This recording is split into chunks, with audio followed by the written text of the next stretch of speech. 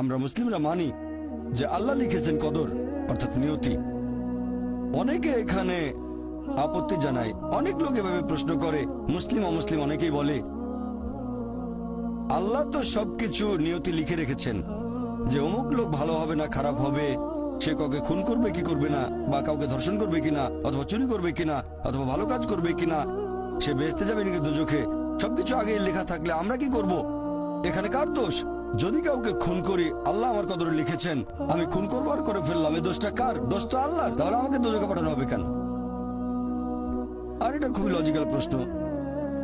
এই প্রশ্নের উত্তরে বলবো, আমাদেরকে এই কদর বা নিয়তির ধারণা আগে বুঝতে হবে যে আল্লাহ সুবহানাহু ওয়া তাআলা আগে থেকে লিখে রেখেছেন একটা মানুষ কখন জন্মাবে, তারপরে সে কোন দেশে জন্মাবে, কখন মারা যাবে, কোন দেশে মারা যাবে। আল্লাহ পবিত্র কোরআনে বলেছেন সূরা ইসরা অধ্যায় 17 আয়াত নম্বর 14 যে যখন কোন শিশু জন্ম নেয় তার কর্মগুলো আমি তার গ্রীবালগ্ন করে দিই। একজন মানুষের ব্যাপারে আল্লাহ জানেন সে কি কি করবে, ভালো না খারাপ, সঠিক না বেঠিক, সে বেহেশতে যাবে নাকি দোজখে যাবে। তবে আল্লাহ সুবহানাহু ওয়া তাআলার একটা উদাহরণ দেই, যে ধরেন একটা ক্লাসে একজন টিচার পড়াচ্ছেন 100 জন ছাত্রকে প্রায় 1 বছর ধরে, আর পরীক্ষা শুরুর আগে টিচার অনুমান করলেন যে এই ছাত্রটা এবারের পরীক্ষায় ফার্স্ট হবে, ফার্স্ট ক্লাস ফার্স্ট, এই ছাত্র পাবে সেকেন্ড ক্লাস, এই ছাত্র করবে ফেল। এটা আমি উদাহরণ হিসেবে বলছি।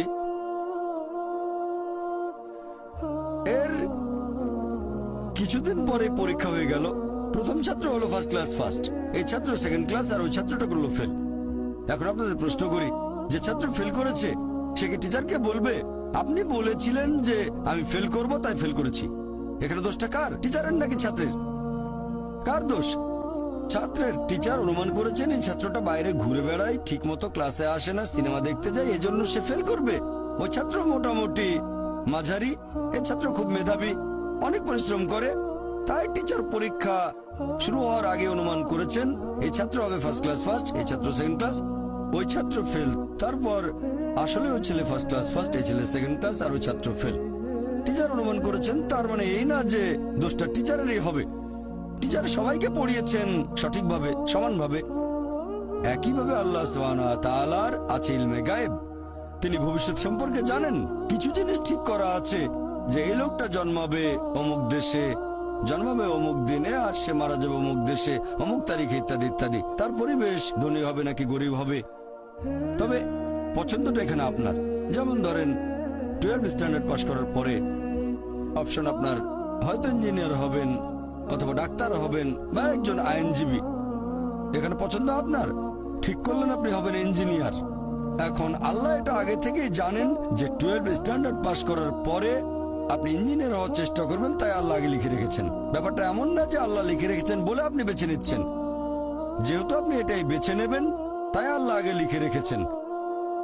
এখানে পছন্দ আপনার, তবে আল্লাহ আপনার পছন্দ জানেন। যেমন ধরেন একটা রাস্তার মোড়ে আসলেন, সামনে 5টা রাস্তা, রোড নাম্বার 1 2 3 4 5, এখানে পছন্দ আপনার, বেছে নিতে পারেন রোড নাম্বার 1 2 3 4 5। আপনি গেলেন রোড 2-এ, এটা আগে থেকেই লেখা আছে আপনার নিয়তিতে যে আপনি যাবেন 2 নম্বর রোডে। ব্যাপারটা এমন না যে আল্লাহ লিখেছেন বলে আপনি করছেন, যেহেতু আপনি এটাই বেছে নেবেন তাই আল্লাহ আগে লিখে রেখেছেন। তাহলে পছন্দ আপনার। আপনি চাইলে টাকা উপার্জন করতে পারেন ভালো কাজের মাধ্যমে, হালাল উপায়ে, অথবা পারেন চুরি করে হারাম উপায়ে, পছন্দ আপনার।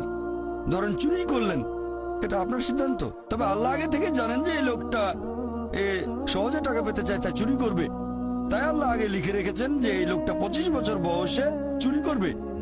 এখানে দোষটা কার? দোষ আসলে আপনার, তবে আল্লাহর আছে ইলমে গায়েব, তাই তিনি আগেই লিখে রেখেছেন। সিদ্ধান্তটা আপনার। আল্লাহ তাআলা মানুষদের দিয়েছেন স্বাধীন ইচ্ছা, আপনি আল্লাহ তাআলাকে দোষ দিতে পারবেন না আপনার পাপের জন্য। যদি আপনি দোজখে যান, যাবেন আপনার পাপ কাজগুলোর জন্য, আর যদি বেহেশতে যান সেটার কারণ হবে আল্লাহ সুবহানাহু ওয়া তাআলার অসীম করুণা।